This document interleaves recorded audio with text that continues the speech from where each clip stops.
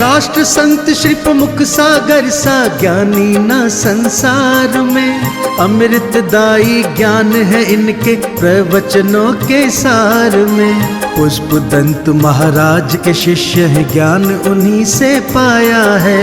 प्रतिमूर्त है अपने गुरु की, वो ही ओज समाया है। जग कल्याण की कुंजी इनके धर्म ज्ञान भंडार में। अमृतदायी ज्ञान है इनके प्रवचनों के सार में। अहिंसा तीर्थ के हैं ये प्रणेता, असम राज्य के राजतिथि। आत्मानुशासन से कल्याण की सिखलाए जग को युक्ति। जिन वाणी चैनल कहे गुरुवर, प्रभुवर हैं साकार में। अमृतदायी ज्ञान है इनके प्रवचनों के सार में। इस कार्यक्रम के पुण्याजक हैं शादी की 50वीं सालगिरह के उपलक्ष्य में श्रीमान ओम प्रकाश प्रभा देवी सेठी, श्रीमान संदीप सविता देवी सेठी, श्रीमान सचिन अमिता यशस्वी लहर अवयुक्त अव्यान एवं समस्त सेठी परिवार, गुवाहाटी बेंगलोर।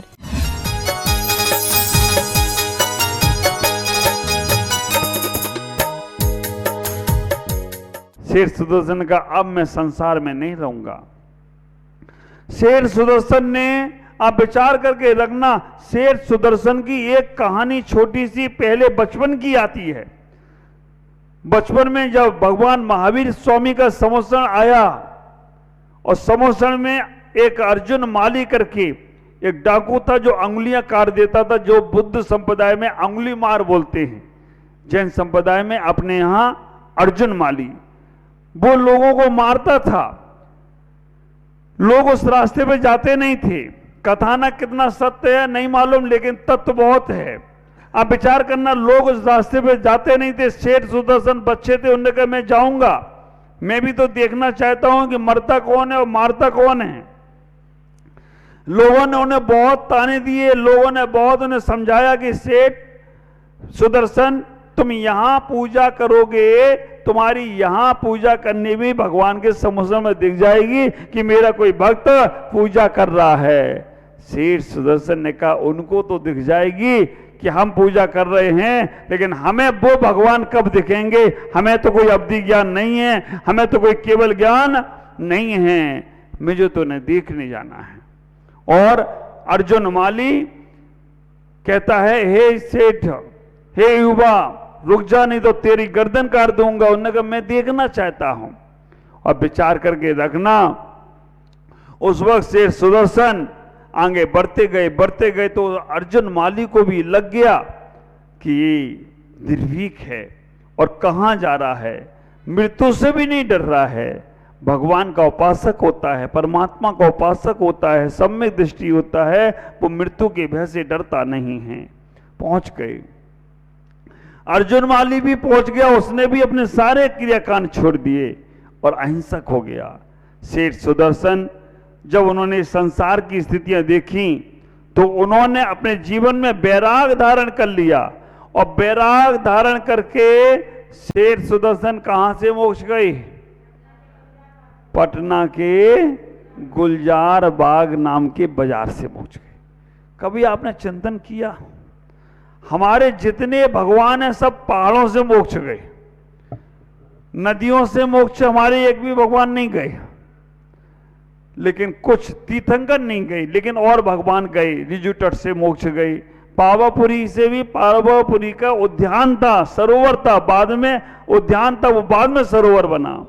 हमारे सारे भगवान पहाड़ों से मोक्ष गए, लेकिन शेर सुदर्शन गुलजार बाग से मोक्ष गया। कारण क्या बना? रीजन क्या बना? आप विचार करके रखना, इसका कारण और इसका रीजन कोई ज्यादा नहीं था।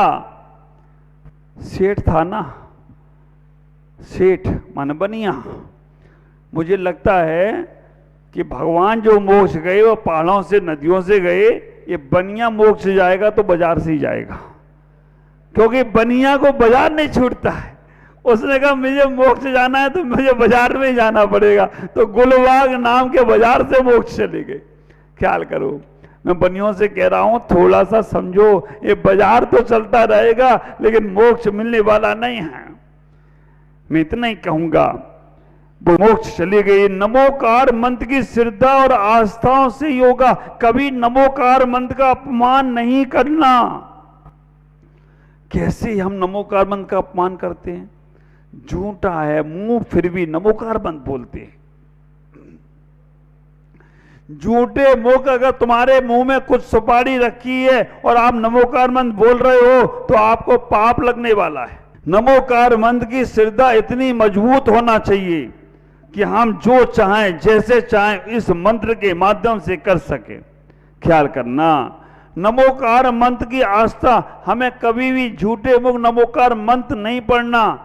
ख्याल करना, जब हमारे 15 अगस्त का फ्लैग झंडा रोहण होता है, ध्वजारोहण होता है, राष्ट्रगान होता है, राष्ट्रगान में हमें सबको सावधान किया जाता है, सावधान हो जाओ, राष्ट्रगान हो रहा है, उस वक्त और कोई क्रिया मत करो, बैठे हो तो खड़े हो जाओ। जब सामान सा वो राष्ट्रगान, हमारे देशभक्ति का गीत जब गाया जाता है तो वहां पर जितने लोग खड़े होते हैं, जितने लोग बैठे होते हैं, वो खड़े हो जाते हैं। तो आप विचार करना, इतना पवित्र और पावन मंत्र जब नमोकार मंत्र पढ़ा जा रहा हो और आपके हाथ भी ना जुड़े तो समझ के रखना ये कितना दुर्भाग्य का समय होगा तुम्हारा। नमोकार मंत्र जब भी बोला जाए सहज हाथ जुड़ जाए। मेरा पूरा भ्रमण हुआ पंजाब में, जब मैं अमृतसर गया, ख्याल करके रखना, अमृतसर गया, अमृतसर पंजाब में जो गोल्डन टेम्पल है, स्वर्ण मंदिर है, वहां पर मैंने सर्वधर्म सम्मेलन रखा। हर धर्म के गुरुओं को बुलाया और जब सब धर्म के गुरु बोल रहे थे, बोलते गए। जब सिख संप्रदाय के ग्रंथी साहब, सिंह संप्रदाय में 10 ही गुरु हैं। पहले गुरु नानक देव जी, चौथे नंबर पर अर्जुन देव जी जिन्होंने स्वर्ण मंदिर की स्थापना की, और 10वें नंबर के गुरु गोविंद सिंह जी हुए, है ना। 10 गुरु के बाद 11वां गुरु उनके यहां कोई है तो गुरु ग्रंथ साहब ही हैं। उसके बाद गुरु नहीं होते हैं, ग्रंथी साहब होते हैं। तो जब ग्रंथी साहब बोलने लगे, उनने गुरुवाणी को बोलने का जब प्रारंभ किया, विचार करना, उनने कहा सभी लोग अपने मस्तक को ढक लो। क्यों? क्योंकि गुरु की वाणी को मैं बोल रहा हूं। हमें गुरुओं के सामने खुले सर नहीं जाना चाहिए, बड़ों के सामने खुले सर नहीं जाना चाहिए। विचार करना, स्वाध्याय करते समय खुला सर नहीं होना चाहिए, पूजा करते समय खुला सर नहीं होना चाहिए। हमारे बड़े का बहुमान होता है, सर ढका हुआ होना चाहिए। पुरुषों का भी, लेडीजों का ही नहीं। अभी तो लेडीजों का मामला साफ है, खूब लदी मर्दानी, वो तो झांसी वाली रानी। पहले की महिलाएं बड़े बुजुर्ग घर में हों तो एक हाथ का घूंघट निकालती थी, इतना बड़ा घूंघट, और ससुर जी घर में घुस रहे हों वो धीमे से कहते इतने में बहू समझ जाती थी कि आ रहे मेरे पापा जी आ रहे, और घूंघट निकाल लेती थी। अब आज का जमाना, ससुर जी घूंघट निकाले तो निकाले, बहुओं को घूंघट गया काम से। कहां गया वो घूंघट तुम्हारा? मर्यादा कहां गई? खत्म हो गई तुम्हारी मर्यादा। तो विचार करना, जब गुरुओं की वाणी को सुनते हैं तब भी हमारा सर ढका होना चाहिए। कई मंदिरों में ये व्यवस्थाएं हैं। मैं दिल्ली के पास में था, बड़े गांव के पास शांति निकेतन करके एक जगह है, तीर्थ है, वहां मंदिर के बाहर टोपी रखी है अध्यक्ष जी, टोपी रखी है। जब तुम मंदिर में जाओ तो टोपी लगा के जाओ। बच्चियों के लिए वहां पर रुपट्टे रखे हैं, अगर मंदिर में जाओ तो रुपट्टा डालो फिर अंदर जाओ। जितना सर ढका रहेगा उतना तुम्हारी बुद्धि का विकास होता रहेगा। इसको बोलते हेलमेट, है ना। हेलमेट लगा के गाड़ी चलाओ, टू व्हीलर, तो एक्सीडेंट नहीं होगा, हो भी जाए तो तुम्हारा सर सलामत रहेगा। हेलमेट टू व्हीलर भी लगता है। एक बार घटना घट गई जोक से। क्या हुआ, एक बार टू व्हीलर पे हेलमेट लगता था, एक आदमी था पुलिस वाला, ट्रैफिक पुलिस वाला, वो हर किसी की चेकिंग करता था। हेलमेट नहीं लगाया पैसे निकाल, हेलमेट नहीं लगाया पैसे निकाल।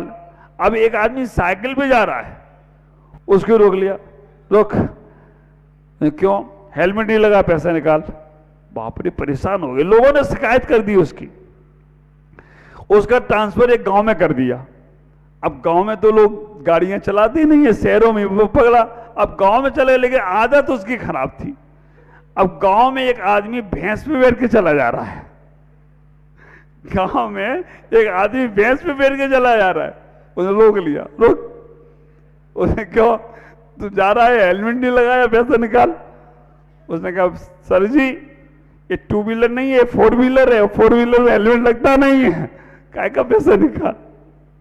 आप विचार करके रखना, ये 2 व्हीलर नहीं है, 4 व्हीलर है, आदत खराब हो जाए तो क्या है। ये आपका हेलमेट है, मतलब आहार में जाओ तो भी सर ढका होना चाहिए, पूजा कर रहे हो तो सर ढका होना चाहिए, स्वाध्याय कर रहे हो तो सर ढका होना चाहिए, ध्यान कर रहे हो तो सर ढका होना चाहिए, बड़ों के सामने जाओ तो सर ढका होना चाहिए। ये मर्यादा तुम्हारी होना चाहिए। जब ये मर्यादा होती है तो आप विचार करके रखना, आपका जीवन बहुत आनंदित होता है।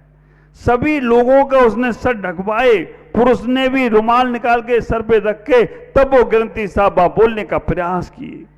आप ख्याल करो, हमें नमोकार मंत्र सामान से ले लेते हैं, इतना सहज ले लिया कि जो हम आदमी से बात भी करते रहते हो नमोकार मंत्र भी, और महिलाओं का तो बड़ा मामला इतना परफेक्ट वाला है, मंदिर में एक साथ 6 काम करती हैं। आदमी के पास ये तरक्की नहीं है, आदमी हर चीज की तरक्की कर पाया, लेकिन ये महिलाओं का गुण नहीं सीख पाया, एक साथ 6 काम। भगवान का अभिषेक चल रहा है तो अभिषेक भी चलेगा, देख लेंगे। दूसरे नंबर पे गल हाथ में माला है तो माला भी चलती रहेगी। तीसरे नंबर पर अगर कोई आ रहा है तो उससे कहेंगे आजा, उसको बुला भी लेंगे अपने बगल में। चौथे नंबर पर बगल में कोई बैठा हुआ तत्वासूत भी सुनाओ मेरे को, चौथा काम। 5वां पूजा भी चल रही, स्वाहा अर्घम पंक्ति स्वाहा। और 6वां घर में से बहू ने कहा था मैं घर के काम कर रही हूँ, छोटे बच्चे को ले जाओ तुम अपने साथ, उसको भी पैर में गोदी में रख के खिलाती रहेगी, अभी तो भी खिल जा। एक साथ 6 काम, ये तरक्की केवल महिलाओं ने की है। और ये जो इन्होंने जुगाड़ टेक्नोलॉजी निकाली है किसी के पास नहीं। आदमी 1 काम कर सकता है, 2 काम कर सकता है, 3, लेकिन ये 6 काम एक साथ करती है। एक बात का ख्याल करो, नमोकार मंत्र पढ़ते समय सावधानी, क्योंकि सावधानी हटी, वाह मालूम है आपको, सावधानी हटी और दुर्घटना घटी। नमोकार मंत्र को आप सावधानी पूर्वक चलो। जब भी मंदिर में कोई नमोकार मंत्र बोल रहा हो, उच्चारण कान में शब्द पड़ जाए, नमो ओरियंतालम, हाथ जोड़ लो, नमो सिद्धालम हाथ जोड़ लो। अगर कोई मन में पड़ रहा है तो बात अलग है, लेकिन 9 बार, एक बार नमोकार मंत्र जब भी बोलो हाथ जोड़ो। जहां भी नमोकार मंत्र हो रहा है, रास्ते से आप जा रहे हो और अगर नमोकार मंत्र के कान में शब्द पड़ जाएं, समझ लेना ये वो औषधि है जो तुम्हारे जन्म मरण के बंधन को दूर कराने वाली औषधि है। रास्ते से जा रहे हो, गाड़ी रोक दो, नमोकार मंत्र में हाथ जोड़ लो। 35 अक्षर के 35 उपास करना आप एक बार जीवन में नमोकार मंत्र की साधना जरूर करो, क्योंकि वो ही नमोकार जो ऐसा हमारे जीवन में हमें तारने वाला है। पूरी विधि मेरे नमोकार मंत्र के 4थे भाग में लिखी है, कौन कौन सी सप्तमी करना है, कौन सी नौमी करना है, कौन सी 14 करना है। नमोकार मंत्र का 4था भाग जो मैंने आपको दिया है उसमें है, ख्याल करना। हम इस पूरे उपवास करने का प्रयास करें। और एक बात का ख्याल करना, हम नमोकार मंत्र का इतना ही विचार करके रखेंगे, हमारे पास नमोकार मंत्र है। नमोकार मंत्र पढ़कर आप अपने घर में किसी को कोई बीमारी है, कोई वो है, आप नमोकार मंत्र पढ़ के हाथों उसके ऐसे प्रकार से मलकर उसको लगाने का प्रयास करो। हमारे यहाँ एक महाराज हुए हैं जिनको नमोकार वाले बाबा बोलते थे। क्या नाम था उनका? सम्मान सागर के गुरु कौन थे? कल्याण सागर। सम्मान सागर तो सम्मान सागर में चले गए, कल्याण सागर। आप विचार कल्याण सागर कल्याण में लगे रहे, सम्मान सागर सम्मान में लगे रहे। तो इतना ही विचार करके रखना, नमोकार मंत्र वाले बाबा कौन से कहे जाते थे? आप लोगों ने देखा क्या कल्याण सागर को? नहीं देखा। मेरी लाइफ में हमने देखा, मेरी माँ ले गई थी। आप विचार करके रखना, मेरी लाइफ में मैंने पहली बार कोई साधु देखे तो कल्याण सागर, बात 1980 की है, आज से 44 साल पहले की। मैं 7-8 साल का रहा हूँगा। आचार्य कल्याण सागर जी महाराज मेरे जन्म स्थान इस शरीर के इटावा आए, और जब वो इटावा आए, मालूम 2-2 दिन लेन में लगना पड़ता था लोगों को, केवल उनकी ये पीछी लगवाने को। केवल वो नमोकार मंत्र पढ़ते थे, पीछी लगाते थे। 1.5 घंटा, 2 घंटा, 2.5 घंटा, 3 घंटा, कितनी लोग सुबह से 4 बजे से लगते थे, 8-8 बजे तक लगे हैं लेन में, 12 बजे तक लगे हैं, तब कहीं जाकर उनकी पीछी मिलती थी। वो नमोकार मंत्र के माध्यम से पीछी लगाकर कैसा भी बीमारी हो, पीछी ले। बड़े बड़े डॉक्टर भी लेन में लग गए। डॉक्टर ने कहा यार हमारी दवाइयां फेल कर दी इनने। और आप विचार करो, वो नमोकार मंत्र वाले बाबा जिन्होंने नमोकार मंत्र के पढ़ने से लोगों के असाध्य रोग भी दूर कर दिए। नमोकार मंत्र पे श्रद्धा थी, आस्था थी, लोगों को विश्वास था। आज विश्वास खत्म हो गया। आपको लगता ही नहीं है कि नमोकार मंत्र कुछ करेगा। मैं कहता हूं सब कुछ करेगा नमोकार मंत्र। जल रख लीजिएगा सामने, नमोकार मंत्र पढ़कर उस जल को फूंक मारकर बीमार व्यक्ति को पिलाना शुरू कर दो। उन्हीं आचार्य कल्याण सागर के बारे में कहते हैं, एटा में गए, एटा में लोगों को, बहुत से लोगों को बता दिया गया कि कल्याण सागर जी आ रहे हैं। उन्होंने प्रैक्टिकल किया। उन्होंने प्रैक्टिकल ये करने का प्रयास किया, कोड़ी जिनके शरीर से कोड़ गिर रहा है, कोड़ टप टप कर रहा है, उन कोड़ियों को बुलाया, एक जगह इकट्ठा किया और नमोकार मंत्र का 35 दिन का अखंड पाठ किया, जल रख दिया। आप विचार करना, नमोकार मंत्र का 35 दिन का अखंड पाठ किया और जल रख दिया, और रखने के बाद नमोकार मंत्र का वो जल उन कोड़ियों के शरीर पे डाला गया, उन कोड़ियों के कोष रुख पे डाला गया, उन कोड़ियों का कोड़ दूर हो गया हो तो कोई आश्चर्य की बात नहीं है। और नहीं मालूम हो तो एटा जाकर पूछ लेना आप जाकर। उन्होंने एक प्रयास और किया, एक प्रयोग और किया। ऐसे वृक्ष, छोटे छोटे पौधे, उनके फसल ही नहीं आ रही है। नमोकार मंत्र को पढ़कर उसका पानी उन पौधों में डाला गया, उन खेतों में डाला गया, उनकी फसल हरी भरी होने लगी। मेरे दादा गुरु आचार्य विमल सागर जी महाराज वो हमेशा कहते थे कि तुम्हारी दुकान नहीं चल रही है तो कोई बात नहीं, आप नमोकार मंत्र पढ़कर गंदोदक ले जाकर दुकान में डालने का तो प्रयास करो, सिद्धांत तो करने का प्रयास करो। लेकिन हमारी बुद्धि चल जाती है, अरे गंदोदक दुकान में कैसे डालेंगे, बारी तुम्हारी बुद्धि, कहां डालोगे गंदोदक। ख्याल करके रखना, एक गंदोदक ले जाकर दुकान में नमोकार मंत्र पढ़ के डालने का तो प्रयास करो, तुम्हारी दुकान दौड़ने लग जाए, तुम्हारी दुकान चलने लग जाए तो कोई आश्चर्य की बात नहीं है। जिस नमोकार मंत्र से तुम्हें मोक्ष मिल सकता है तो सामान से तुम्हारी दुकान में क्या रखा है। लेकिन फिर भी मैं इसलिए ये बात नहीं कह रहा हूं कि आप नमोकार मंत्र का प्रयोग अपनी दुकान के लिए करो। मैं इसलिए ये बात कह रहा हूं कि अगर आपकी दुकान नहीं चलती है, बीमारियां होती हैं घर में, और उसके लिए आप इधर उधर भटकते हो, कहीं इन देवी देवताओं पे जाते हो, कहीं उन पीर फकीरों पे जाते हो, कहीं और संतों पे जाते हो, मत जाओ कहीं। हमारे पास मजबूत स्तंभ है नमोकार मंत्र। विचार करना, उसका जाप अनुष्ठान करें, हमारा जीवन बहुत अच्छा होगा। शेष चर्चा कल करेंगे इसी नमोकार के संबंध में। ओम नमः।